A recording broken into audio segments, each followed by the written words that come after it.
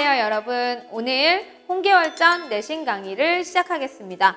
자, 지금까지 선생님하고 이제 8단원까지 잘 오고 있어요. 우리 학생들 이제 선생님이 설명하는 방법이라든지 고전 문학을 해석하는 방법들 좀 어느 정도 감이 오시나요? 일단 고전 문학의 기본은 해석이에요. 아시겠죠? 그래서 해석을 우리가 좀 집중해서 하는 연습을 하도록 합시다. 자, 그러면 제일 좋은 방법은 뭐겠어요? 선생님하고 좀 친해져서 이 영상을 좀 여러 번 돌려보세요. 좀 1.5배속 정도 아니면 1.2배속 정도로 좀 빠르게 돌려봐도 되고 내용을 계속 파악할 수 있을 때까지 보시는 게 가장 좋은 방법입니다. 아시겠죠? 자, 본문으로 들어갑니다. 자, 우리 홍계월전은 말 그대로 홍계월이라는 사람의 전 이야기예요. 그래서 고전 소설 중에 여성 영웅 소설에 들어가요. 보통 영웅은 남성들이 많거든요. 그런데 우리 홍계월전은 홍계월이라는 사람이 여성이에요. 그래서 여성 영웅 소설이라는 거 기억하시고, 자, 이 영웅 소설들은 보통 이 영적 능력을 어디서 많이 드러내냐면 전쟁에서 많이 드러내죠. 그래서 군담 소설이라는 갈래가 전쟁을 나타낸다라고 생각해 주시면 되세요. 군대의 이야기, 전쟁 이야기 이렇게 생각하시면 됩니다. 자, 군대와 전쟁 이야기. 자, 성격은 전기적이다. 자, 여기서 전기적이라는 건 기이한 이야기예요. 기이한 이야기. 그래서 뭔가 우연적이고 비현실적인 얘기가 많이 나오고요. 그리고 영웅적인 이야기 당연히 나온다겠죠. 그리고 일대기적이다. 그래서 고전소설의 특징이기도 하거든요. 일대기라는 얘기는 인물이 출생부터 끝날 때, 마지막 죽을 때까지 또는 뭐 행복하게 살았습니다까지 계속되는 일대기를 다루고 있어요. 그러니까 약간 길죠. 그쵸? 자, 공간은 중국 명나라를 공간으로 해요. 한국이 아니라 한국에서 쓰여진 조선에서 쓰여진 작품인데도 배경이 중국 명나라로 되어 있고요. 시간은 15세기 후반입니다. 자, 15세기 후반이다. 자, 그래서 주제는 홍계월의 영웅적인 행적과 활약, 그리고 남성 중심 사회에 대한 비판이 있기도 해요. 그래서 두 가지, 이 홍계월의 영웅적인 행적과 활약, 그리고 남성 중심 사회에 대한 비판이라는 주제를 놓고 봤을 때, 자, 15세기 후반에는 아마도 여성 의식이 성장했을 것이다 라는 유추를 해볼 수 있겠죠. 그렇죠? 여성 의식이 성장했을 것이다. 자, 그래서 우리가 이 홍계월전에서 꼭 기억해야 할 특징들이에요. 일단 방금 얘기한 일대기적 구성 방식. 그래서 주인공이 태어나면서부터 마지막 결말 죽을 때까지를 이제 일대기적으로 그려내고 있고요. 그럼 당연히 시간이 순서대로 가겠죠. 그렇죠? 시간적 순서대로 이렇게 흘러가요. 이런 걸 우리가 추보식 구성이라고도 합니다. 추보식 구성 또는 선행적이라고도 하죠. 순행적이죠. 자, 추보식 구성 또는 순행적 구성이라고도 하죠. 자, 그 다음 신분을 감추기 위한 남장 모티프가 사용돼요. 자, 우리 고전소설에서는 전쟁이 일어났을 때 여성이 상대적으로 좀 불리하고 좀 피해를 입을 수도 있었기 때문에 홍계월전도 남장 모티프, 여성이 남장으로 바뀌는, 남장을 해서 좀 남자처럼 다니는 남장 모티프가 사용됩니다. 그리고 여성이 남성보다 우월한 능력을 가진 존재로 그려져요. 그래서 이게 이제 여성의식의 성장이라든지 뭐 남성 중심 사회에 대한 비판이라고 생각하시면 되세요. 자, 그 다음 여성의 봉건적 역할을 거부하는 근대적 가치관이 드러나요. 그래서 여성의 봉건적 역할을 거부하면서 여성이 남성 밑에 있는 가부장적 사회에서 순종적이고 순응하는 또는 중요하지 않은 일을 하는 뭐 그런 사회에 대한 이제 그런 사회를 거부하는 근대적 가치관이 드러난다. 자, 당연히 여성의식이라든지 평민의식이 상승했을 때, 평민의식이 성장했을 때를 얘기하겠죠. 자, 홍계월전에서 꼭 기억해야 될 특징들 정리해 두셔야 됩니다. 아시겠죠?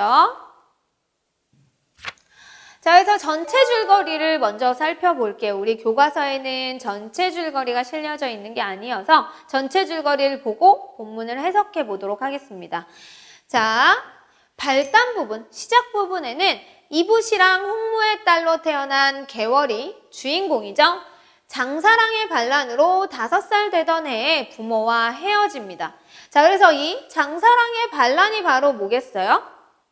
영웅이 겪어야 될 시련이에요. 그래서 시련이 있고요. 이 시련이 여공의 도움으로 구조돼요. 자, 이렇게 조력자의 도움으로 극복돼요. 그래서 조력자, 그 다음에 구조돼서 극복하죠. 이제 1차 고난과 극복이라고 하는데, 자, 1차 고난과 극복을 겪은 다음에 그의 아들 보국과 함께 성장한 후에 전쟁에 나가서 공을 세우고 헤어졌던 부모와도 재회해요. 그래서 이제 좀 행복한 삶을 사나 싶었는데 남장 사실이 밝혀져서 천자에게 용서를 받고 보국과 혼이 나게 됩니다. 그러면 이 사이에 어떤 일이 있었던 거예요? 전쟁에 나가서 공을 세웠을 때는 남장을 했던 거예요. 그래서 우리 지금 개월의 실력은 되게 뛰어난데 여성이 전쟁에 나갈 수가 없었잖아요. 그래서 남장을 한 후에 전쟁에 나가서 공을 세우고 그 남장했던 사실이 밝혀져서 막 신하들이 이제 한쪽은 벌을 줘야 된다. 한쪽은 아니다. 용서해줘야 된다. 뭐 이러면서 이제 천자가 용서를 하고 보국과 혼인시켜요. 그래서 보국은 아까 도와주었던 여공의 아들이죠. 그래서 보국과 혼인을 하는데 보국과 혼인한 다음에 보국하고 싸우게 돼요. 여기서 보국은 어떤 사람이냐면 약간 나쁜 남자. 그래서 가부장적 가치관을 가진 봉건적 사람이에요. 그래서 봉건적 남편을 만났는데 이 보국이 자기보다 뛰어난 개월을 받아들이지 못한 거예요. 그래서 갈등을 겪으면서 규중에서 살아가는 시련을 겪어요. 자, 이런 여러 가지 또 2차 시련이죠. 그래서 이런 시련이 있고 나서 오왕과 초왕의 반란, 오왕과 초왕이 반란을 일으켜서 나라가 또 어지러워진 거예요. 그런데 개월만큼 잘 싸우는 사람이 없었던 거죠. 그래서 전쟁에 출정해서 보국과 천자의 목숨, 천자가 누구예요? 아까 여기 황제죠. 왕의 목숨을 구하고 원수인 맹길을 죽여요. 그래서 이제 맹길이 적군이 되죠. 그래서 이 반란을 제압한 후에 국가의 위기를 구한 개월이 대사마 대장군의 자위기를 바꿔서 대장군의 자리까지 올라가요. 그리고 보국은 승상이 되는데 이때 이제 갈등을 해소한 두 사람이 행복하게 살았다라는 이야기. 그래서 보국이 봉건적 가치관을 가지고 있다가 나중에는 어때요? 개월의 능력을 인정하게 되겠죠. 그렇죠? 그래서 개월의 능력을 인정하고 뉘우치면서 갈등을 해소하게 되는 내용이에요. 그래서 가족이 화목하게 되기도 했고 개월이 영웅적으로 공을 세우면서 이 나라의 어려움을 해소하기도 한 거예요. 그래서 여성 영웅의 모습들이 이제 어떻게 본문에 드러나는지 정리를 해보도록 합시다. 자, 우리 학생들은 교과서 본문을 같이 보시면 됩니다. 지금 여러분들 앞에는 자습서가 있을 수도 있고 교과서가 있을 수도 있죠. 그래서 자습서나 교과서를 보면서 같이 정리해 보도록 합시다. 자, 앞부분의 줄거리를 먼저 볼게요. 앞부분의 줄거리에서는 명나라 때라고 하는 시대적 배경이 나오고요. 그래서 명나라 때 이붓이랑 홍무는 여기서 이붓이랑 홍무는 어쨌든 벼슬을 한, 그렇죠? 높은 벼슬을 하는 아버지예요. 그래서 홍무는 아버지인데 이 아버지가 양반이라는 것이 고귀한 혈통임을 나타내요. 그래서 영웅의 일대기 구성에서 제일 첫 번째 요소가 고귀한 혈통을 가지고 있다는 거거든요. 영웅들은. 자, 생각해 보시면 영웅들이 아래서 태어났다거나 이런 것들 기억날 거예요. 그쵸? 그래서 약간 범상치 않은 혈통을 타고 태어나고 출생도 비범합니다. 그래서 나이 40이 되도록 자녀가 없어서 고민했어요. 그러던 어느 날 부인 양씨의 꿈에 선녀가 나타나요. 자, 선녀가 나타나는 것도 아래서 태어나는 것처럼 비정상적인 출생을 나타내요. 그래서 무남동녀 개월을 얻었는데 드디어 개월이 태어났죠. 그 아이가 어려서부터 대단히 총명하였다. 자, 대단히 총명했다. 이건 바로 영웅의 비범한 능력을 나타내요. 그래서 영웅들은 자, 일단 세 가지의 지금 영웅성을 발견할 수 있죠.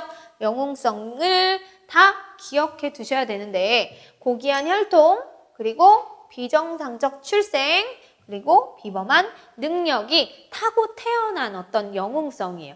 이해되죠? 출생부터 비범했다, 평범하지 않았다.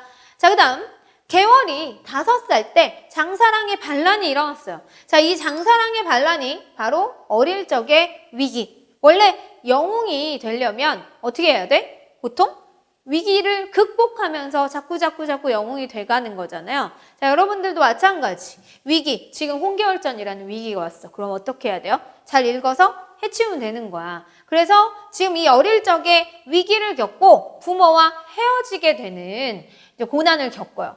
근데 이제 영웅들은 여기서 끝나지 않죠. 보세요. 자리에 쌓여 강에 던져진 개월은 여공이라는 사람의 도움으로. 자, 영웅들은 항상 또 조력자의 도움이 있고요. 구출과 양육이라는 요소가 있어요. 그래서 홍길동전도 홍길동이 집을 나와서 도사를 만나잖아요. 그렇죠? 그래서 거기서 이제 도수를 배우고 구출과 양육의 어떤 시간을 보내요. 보통 영웅이 되려면 이런 시간들이 필요하죠. 그래서 여공이라는 사람의 도움으로 목숨을 건집니다. 여공은 개월의 이름을 평국이라고 고친 후에 동갑인 아들 보국과 함께 각도사에게 보내 가르침을 받게 해요. 잘 기억해 보세요. 자, 개월의 이름을 뭐라고 고쳤어요? 평국이라고 고쳤어요. 그러면 나중에는 이제 평국이라고 하면 그게 개월이라는 걸 같이 떠올려줘야 돼요. 고전소설은 인물을 파악하는 게 상당히 어렵고 중요해요. 왜냐하면 여기서는 개월이라고 했는데 이 뒤에선 평국이라고 하고 어떨 때는 개월의 벼슬인 원수 또는 대원수 또는 장군 막 이렇게 한 사람을 지칭하는 용어들이 되게 많아요. 그래서 여러분들은 흐름을 잃지 말고 흐름을 쭉 따라가면서 개월이 평국이구나 라는 거 기억하시고 가야 됩니다. 아들의 이름이 뭐예요? 보국이죠.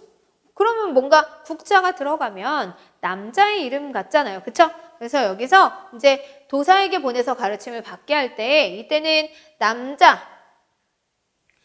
생각하고 남장을 한 거예요. 이해되죠? 남장을 해서 보낸 거예요. 자, 이후 개월과 보국은 나란히 과거에 급제하게 돼요. 그래서 이제 개월과 보국이 여기서 이제 평국의 신분으로 간 거, 남장을 하고 과거에 급제한 거겠죠? 여성이 벼슬을 할 수는 없었으니까. 그렇죠? 자, 그래서 급제한 다음에 오랑캐가 중원을 침범하자 천자의 명에 따라 개월은 개월의 원수가 됐고요. 그리고 보국은 부원수가 됐어요. 자, 보국은 남자고 개월은 여자잖아요. 그런데 누가 더 지금 높은 벼슬이에요? 당연히 개월이 더 높은 벼슬이죠. 자, 이걸 기억하시면 됩니다. 상황이 역전됐다는 것. 그러면서 전쟁터에 나간다. 그러나 보국이 개월의 말을 듣지 않고 호기를 부리며 나가 싸우다가 크게 패한다. 자, 보국은 왜 자기보다 상사인 개월의 말을 듣지 않았을까요? 왜 그랬겠어요? 여성이니까 여성의 말을 듣고 싶지 않았던 거예요. 그래서 개월은 이를 벌하려다 여러 장소의 만류로 용서하고 자기가 직접 나가서 적을 무찔러요. 그래서 이 과정에서 개월은 헤어졌던 부모와 우연히 만나게 돼요. 자, 이 우연이라는 것도 좀 기억합시다. 자, 우리 고전 소설 중에 특징 중에 하나는 우연성이에요. 자, 우연성은 뭐죠? 아무 이유 없이 일어난다는 거지. 그쵸? 근데 소설은 보통 개연성이라는 걸 가지는 게 설득력이 있거든요. 자, 개연성이라는 게 무슨 뜻이냐면 개연성은 우연성의 반대라고 이해하시면 돼요. 그래서 우연성의 반대인데 그렇게 일어날 만한 이유가 있는 것. 그러니까 예를 들면 비가 오면 장마가 되고 그럼 댐이 무너져요. 이런 건 다 개연성 있는 전개죠. 그런데 그냥 가만히 있다가 댐이 무너져. 그거는 우연성 있는 전개라고 부르는 거예요. 고전소설의 특징은 개연성보다는 우연성이 두드러진다라는 거 기억하시면 됩니다. 자, 그래서 헤어졌던 부모와 우연히 만나서 개월이 전쟁에 다녀온 후로 병이 매우 깊어지자 천자는 어이를 보내는데, 자, 이제 전쟁에서 너무 고생을 한 거예요. 그래서 개월이 병이 깊어져서 천자가 어이를 보내요. 이 어이의 진맥으로 개월이 여자라는 것이 탄로나요. 오, 여자임이 밝혀지고요. 개월이 상소를 올려서 천자를 속인 죄를 청하나 천자는 이를 너그럽게 용서해줬어요. 그만큼 개월이 전쟁에서 이제 그 공을 많이 세웠다는 걸 의미하고요. 개월에 이 벼슬을 그대로 둔 채 보국과의 혼인을 중매해요. 천자가 보국이랑 결혼하라고 한 거예요. 그러니까 평국, 뭐 여기 있는 평국, 개월도 보국도 결혼하기 싫어도 천자, 왕이 하라고 했으니까 어떻게 해야 되잖아요. 그쵸? 그래서 결혼을 했죠. 보국과 이제 결혼을 했는데 개월은 앞으로 규중에 갇혀 살아야 한다는 생각에 남자로 태어나지 못한 것을 한스러워하고요. 보국은 자기를 군령으로 다스려 조롱한 개월에게 불만을 품으면서 두 사람이 결혼하면서부터 별로 사이가 좋지 않아요. 원래 좋지 않았어요. 자, 갈등을 겪었다는 거 이해되시죠? 그래서 보국도 지금 개월도 지금 탐탁치 않은 결혼을 한 거예요.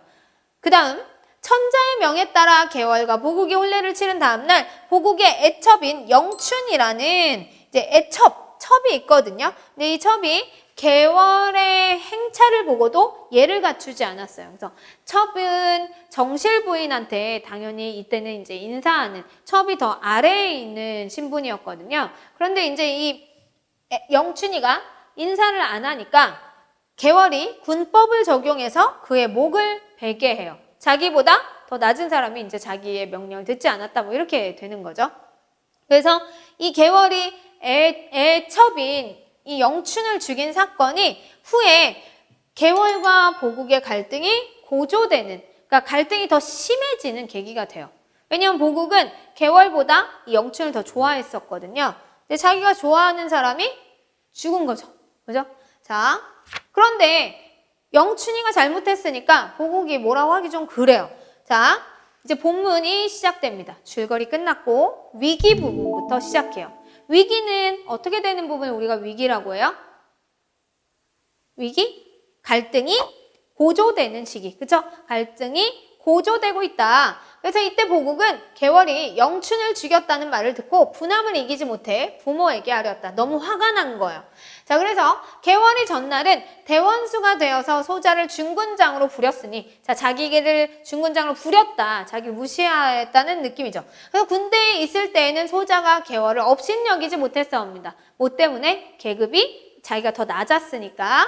하지만 지금은 개월이 소자의 아내이오니 어찌 소자의 사랑하는 영춘을 죽여서 제 마음을 편안하지 않게 할 수 있단 말입니까? 자, 보국이 무슨 생각이에요, 지금? 남편보다는 아내가 더 계급이 낮다. 그래서 남편의 권위를 지금 내세우고 있는 거예요. 이게 뭐죠? 봉건적인 사고관이죠. 자, 여공이 누구예요? 아까 이 개월을 구해줬던 조력자이자 보국의 아버지, 그리고 개월의 시아버지겠죠. 그래서 여공이 이 말을 듣고 말렸어요.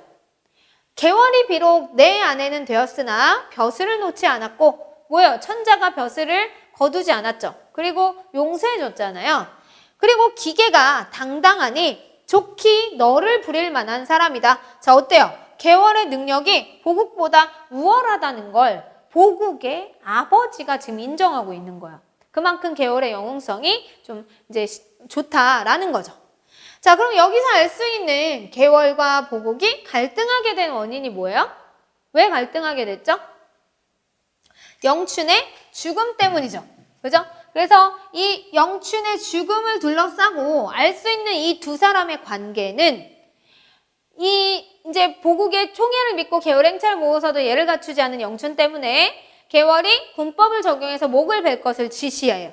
그리고 보국이 그 사실을 알고 개월의 처사를 비난하면서 개월과 보국의 갈등이 시작되는 건데, 사실은 이게 영춘 때문이라기보다는 보국이 자신보다 계급이 낮다고 생각하는 거죠. 자신의 아내가 자기한테 순종해야 되고 자기한테 복종해야 되는 존재, 가부장적이라고 생각을 하고 있는 거예요. 그래서 여공이 이 아들에게 타이르고 있는 부분이었어요. 그쵸?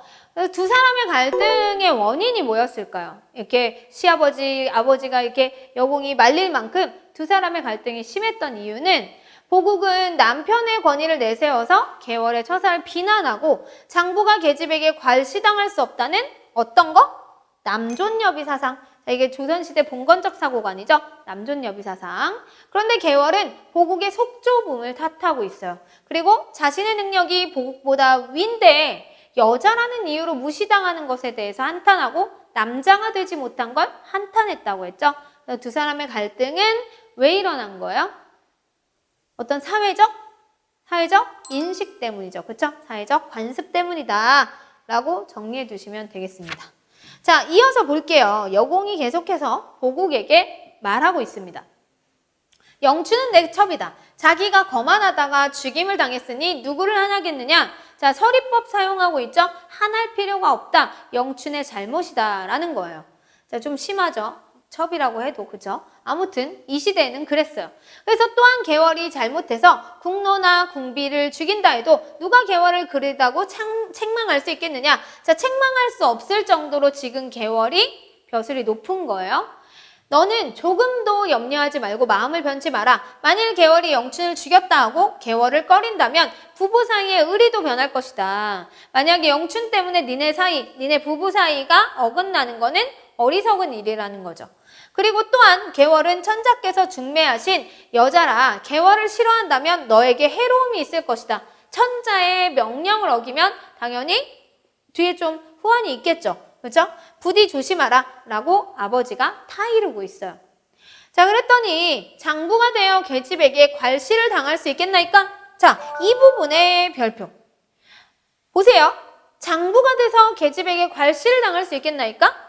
라는 말 속에는 이 보국에 어떤 생각이 다 들어가 있는 거예요? 남자는 여자보다 더 높아 라고 하는 남존여비 의식이 그대로 들어있는 거죠. 그죠? 이런 우리가 가부장적 가치관 또는 남존여비 사상이라고 할 수 있습니다.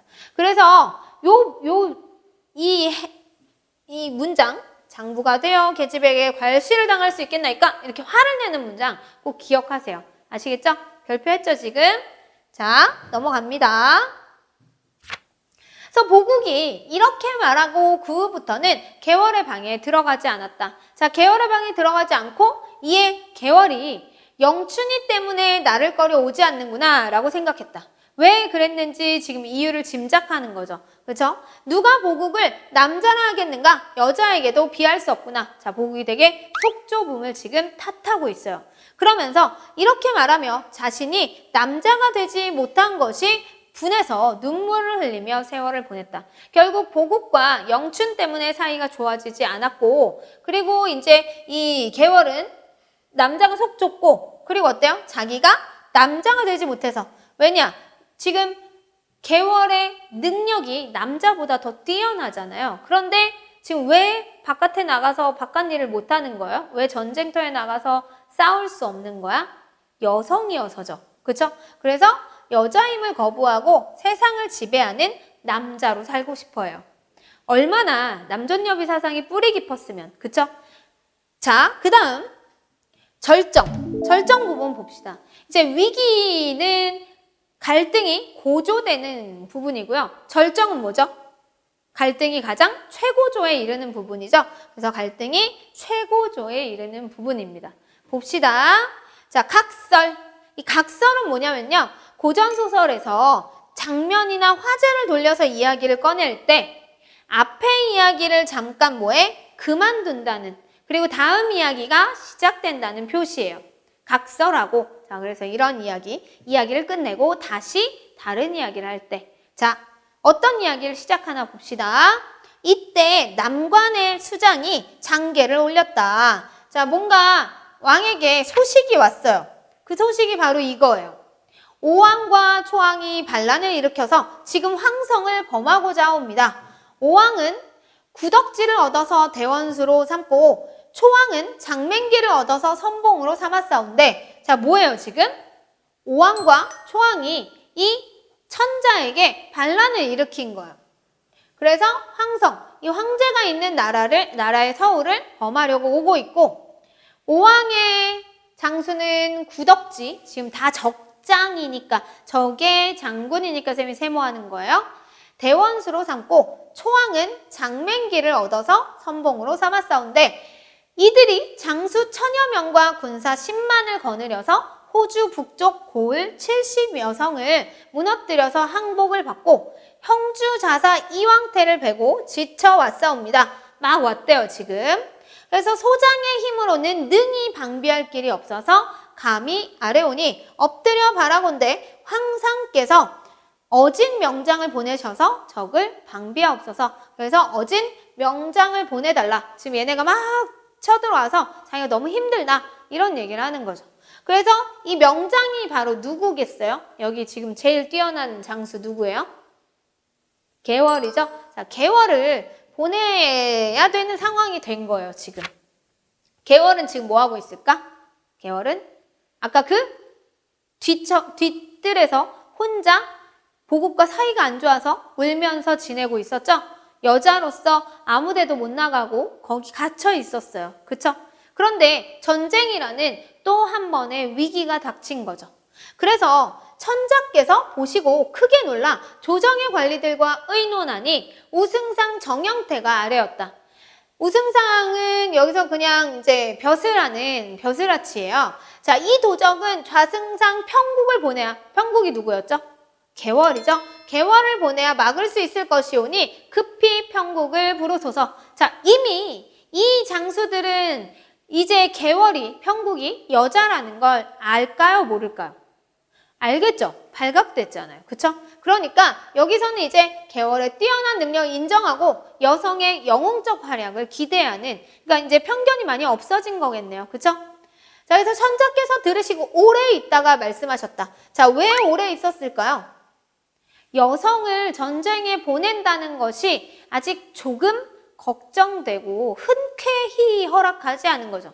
이해되세요? 흔쾌히 허락하지 않은 거예요. 그래서 평국이 전날에는 세상에 나왔으므로 불렀지만 지금은 귀중에 있는 여자니까. 자, 왜 망설이는 거야? 여자니까. 이해되시죠? 지금 이 우승상은 망설였어요? 안 망설였어요? 망설이지 않았고 합리적 생각을 해본 거예요. 제일 잘 싸울 수 있는 사람을 보내야겠다. 근데 천자는 아직 이제 남존여비가 뭐 되게 뿌리 깊었던 시대니까 아직 좀 여자니까 라고 망설이고 있죠. 이에 신하들이 아렸다. 신하들이 되게 진보적이에요. 그쵸? 신하들이 평국이 지금 규중에 있으나 이름이 조야에 있고 아직 벼슬을 없애지 않았죠. 그쵸? 또한 장록을 거두지 않았사오니 어찌 규중에 있다 하여 꺼리겠나이까. 자, 천자를 지금 설득하는 근거가 뭐예요? 천자를 설득하는 근거? 개월을 아직 벼슬에서 내려가게 하지 않았기 때문에 벼슬이 아직 있으니까 불렀으면 좋겠다. 꺼릴 필요가 없다라고 하죠. 자, 그러면 천자가 여기서 평국을 불러들이기를 어려워하는 이유, 망설이는 이유를 우리가 정리하고 갈게요. 왜냐면 지금 신하들은 다 인정하고 그걸 다 이제 평국을 부르라 이렇게 얘기하고 있는데 천자가 지금 망설이는 거잖아요. 그쵸? 왜 망설여요? 평국이 과거에 남장을 했을 때는 벼슬을 받아서 관직이 있었어요. 남장을 해서 있었던 거예요. 그쵸?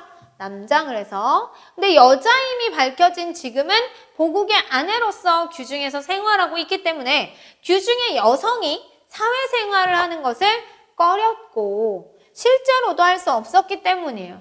그쵸? 여자는 한 남자만 만나야 되고 뭐 남녀 7세 부동석이라고 해서 남녀가 7세만 지나도 같은 자리에 앉지 못한, 그리고 여성이 아주 신분이 여성 상위가 아니라 남존 여비의 사회였기 때문에 이렇게 지금 평국을 쉽사리 부를 수가 없었던 거죠. 그런데 지금 방법이 있어요? 없어요? 없어요. 영웅이 필요한 거예요. 그래서 개월을 부를 수밖에 없겠죠. 그래서 천자께서 마지못하여 급히 평국을 부르셨다. 자, 우리 친구들 이거 좀 기억하세요. 천자는 마지못해서 불렀다는 거. 이게 여러분들 문제에 선택지에 가끔 천자께서 흔쾌히 또는 천자께서 뭐 적극적으로 이런 식으로 나오는 선택지들이 있는데 그건 다 틀린 거겠죠? 마지못해서 불렀어요. 자, 이때 평국은 규중에 홀로 있으면서 매일 시녀를 데리고 장기와 바둑으로 세월을 보내고 있었다. 왜 홀로 있어요? 보국하고 지금 갈등이 있어서, 그쵸? 그래서 아무 데도 못 가고 혼자서 이렇게 좀 외로운 시간을 보내고 있었는데, 사관이 와서, 사관은 이제 왕의 명령을 전달하는 벼슬아치예요. 그래서 사관이 와서 천자께서 부르신다는 명령을 전했어요. 그래서 평국이 크게 놀라서 급히 여자 옷을 조복으로 갈아입고, 여기서 이제 여자 옷을, 보세요. 여자 옷을 조복으로 갈아입는 건 신분을 여자의 신분에서 관원의 신분으로 바꿨다는 거죠. 우리가 옷이 날개라고 입는 옷에 자기 신분이 또 드러나기도 하잖아요. 그죠? 그래서 갈아입고 사관을 따라 임금 앞에 엎드리니 천자께서 크게 기뻐하며 말씀하셨다. 자, 잠깐 망설였지만 오니까 너무 마음이 놓이겠죠? 그래서 천자가 평국을 천자가 개월을 만났어요. 그래서 경이 규중의 처한으로 오랫동안 보지 못해 밤낮으로 사모하더니 이제 경을 보니 기쁨이 한량없도다. 어때요? 개월을 좋아한다는 거 느껴지죠? 개월을 좋아한다는 거 느껴지죠?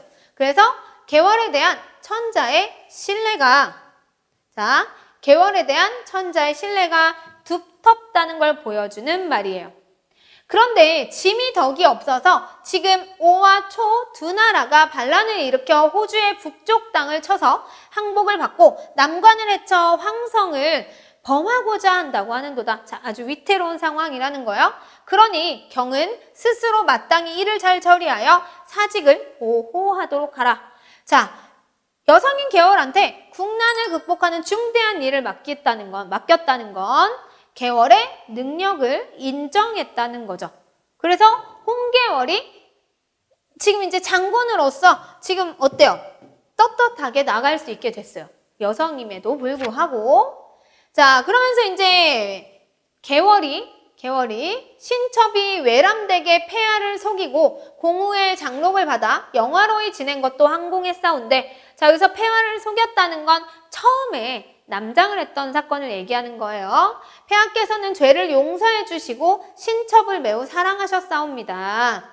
신첩이 비록 어리석으나 힘을 다해 성은을 10,000분의 1이나 갚으려 하오니 폐하께서는 근심하시지 마옵소서. 그래서 이제 개월이 다짐을 한 거죠. 자기를 용서해 준 천자를 위해서 잘 싸우리라. 뭐 이렇게 다짐을 한 거예요. 자, 천자께서 이에 크게 기뻐하시고 즉시 수많은 군사와 말을 징발해 주셨다. 그리고 벼슬을 높여서 평국을 대원수로 삼으시니, 자, 대원수가 된 거예요, 지금. 원수가 이렇게 더 높은 벼슬, 대원수가 되었고, 사은숙배하고 위의를 갖추어 친히 붓을 잡아 보국에게 전령을 내렸다. 자, 그래서 대원수가 되고 이제 보국을 또 이제 불러오겠죠. 보국을. 그럼 보국은 보세요. 적병의 형세가 급하니 중군장은 급히 대령하여 군령을 어기지 마라. 자, 여기서 중군장이 누구예요? 보국이죠. 그러면 대원수가 가장 높고 그 밑에가 이제 보국이 되겠죠. 그렇죠? 또 다시 어떻게 됐어요? 신분이 역전됐죠? 보국이 전령을 보고 부남은 이기지 못해 부모에게 말했다. 개월이 또 소자를 중군장으로 부리려 하오니 이런 일이 어디에 있사옵니까? 자, 이제 자기 부인인데 자기를 부른 것이 지금 불만족스러운 거죠. 그렇죠? 그래서 보국의 가부장적인 면모가 드러나는 말들이 계속 나오니까 정리해 두세요. 자, 또 아버지가 얘기하네요. 그쵸? 아버지. 아까도 얘기한 아버지. 전날 내가 너에게 무엇이라 일렀더냐. 아까 앞에서 뭐라고 얘기했잖아요. 뭐라고 했죠? 개월의 말을 잘 들으라고 했죠? 개월이를 괄시하다가 이런 일을 당했으니 어찌 개월이가 그르다고 하겠는가? 오, 이 아버지는 되게 어때요? 합리적이죠. 누구 편이야? 옳은 사람 편. 개월의 편을 들고 있어요. 자, 나란 일이 더할 수 없이 중요한 일이니 어찌할 수 없구나. 자, 이 당시에는 나란 일, 충이 효나 예보다 가장 우선시되는 거였잖아요. 그래서 충이 중요하다. 개인사나 가정사보다 나라의 일이 더 중요하다는 얘기를 하고 있어요. 그렇죠? 자, 이렇게 말하고 어서 가기를 재촉했다. 보국이 할 수 없이 갑옷과 투구를 갖추고 진중에 나아가 원수 앞에 엎드리니, 자, 원래는 우리 친구들 본문에는 이 원수가 누군지 안 나와요. 아시겠죠? 이 원수가 누군지 안 나와요. 이 원수는 계월이라는 거 기억나요? 왜냐하면 계월이 대원수가 됐잖아요. 그쵸? 그래서 이 인물의 관직명을 이름으로 잘 데리고 와야 돼. 아시겠죠? 자, 그래서 원수가 분부했다. 만일 명령을 거역하는 자가 있다면 군법으로 시행할 것이다. 자, 어때요? 공과 사를 명확히 구분하고 있죠. 만약에 남편이더라도 자기 말을 거역하면 군법으로 다스리겠다는 거예요. 보국도 무섭겠죠. 보국이 겁을 내요. 보국이 무서워요. 그래서 중군장 처소로 돌아와 명령이 내려지기를 기다렸다. 자, 원수가 장수에게 임무를 각각 정해주고 추구월 갑자일에 행군하여 11월 초하루에 남관에 당도했다. 3일을 머무르고 즉시 떠나 5일째에 천촉산을 지나 영경로에 다다르니 적병이 드넓은 평원에 진을 쳤는데 그 단단함이 철통과도 같았다. 자, 적이 되게 튼튼한 적이 있는 거예요. 지금 누가 가고 있죠? 계월과 보국이 함께 싸우러 가고 있는 거죠. 그래서 원수가 적진을 마주보고 진을 친 후에 명령을 하달했다. 자, 이제 장수들에게 명령을 하달했죠. 그래서 장수의 명령을 어기는 자는 곧바로 뵐 것이다. 되게 무섭죠? 계월이 여자지만 되게 강인한 모습을 보여주고 있어요. 강인한 모습. 자, 이러한 호령이 추상 같으므로 장수와 군졸들이 겁을 내어 어찌할 줄을 모르고 보국은 또 매우 조심했다. 그래서 계월의 위험 있는 모습과 보국의 약간 찌질한 모습이 대비되고 있죠. 그렇죠? 그럼 이걸 보는 여성들은 어땠겠어요? 좀 약간 통쾌했겠죠. 자, 통쾌함을 느낄 수 있는 부분이에요. 이튿날 원수가 중군장에게 분부했다. 며칠은 중군장이 나가 싸우라. 자, 이제 중군장을 싸움터에 내보냈어요. 중군장이 명령을 듣고 말에 올라 삼척 장검을 들고 적진을 가리켜 소리질렀다. 오, 용기 있게 싸우러 나가네요. 그쵸? 나는 명나라 중군대장 보국이다. 대원수의 명령을 받아 너희 머리를 배려하니 너희는 어서 나와 칼을 받으라. 자, 적장 운평이 이 소리를 듣고 크게 성을 내어 말을 몰아 나와서 싸웠다. 삼합이 못되어 보국의 칼이 빛나며 은평의 머리가 땅 아래에 떨어졌다. 오, 보국도 한 칼 싸움 하네요. 그죠? 보국이 적장 운평을 죽이는 장면이에요. 보국이 적장 운평을 죽였죠. 자, 적장 운경이, 자, 이제 운평은 죽었고, 운경이 운평이 죽는 것을 보고 매우 화가 났어요. 말을 몰아 달려들었다. 보국이 기세등등하여 창을 높이 들고 서로 싸웠다. 몇 합이 못되어 보국이 칼을 날려 운경이 칼 든 팔을 치니 운경이 미처 손을 놀리지 못하고 칼을 든 채 말 아래에 떨어졌다. 오, 보국이 운경까지도 죽였네요. 자, 지금 계속 공을 세우고 있는 부분이죠. 그래서 보국이 운경의 머리를 베어들고 본진으로 돌아가려는 즈음에 적장 구덕지가 대로에서 크게 화를 내면서, 이제 구덕지 기억나죠? 이 사람도, 이 장군도 적장이죠. 자, 적장 구덕지가 크게 화내면서 긴 칼을 높이 들고 말을 몰아서 크게 고함을 치면서 달려들었다.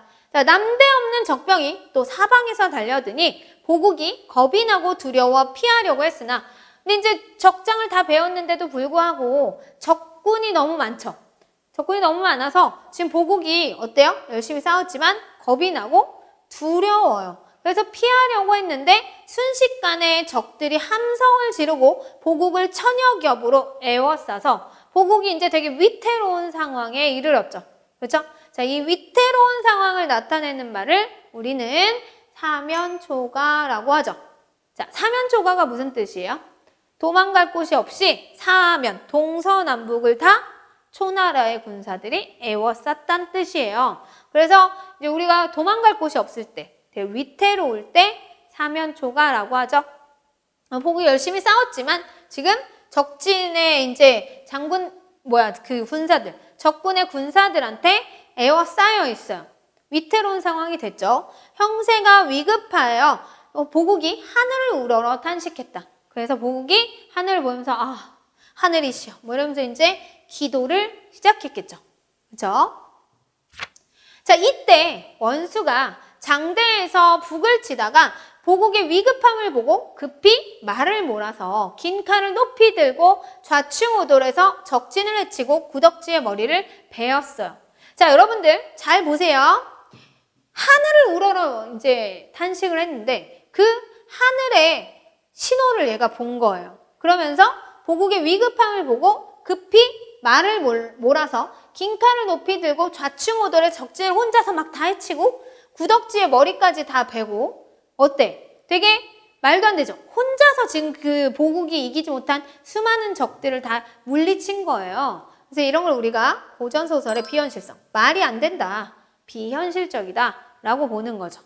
이렇듯 고전소설은 상당히 비현실적인 내용이 많고요. 여기선 특히나 계월이 영웅이잖아요. 그래서 계월의 영웅성을 드러내려고 계월이 혼자서 막 좌충우돌하면서 싸우는 모습을 이제 비현실적으로 얘기하면서 좀 과장하고 있는 거죠.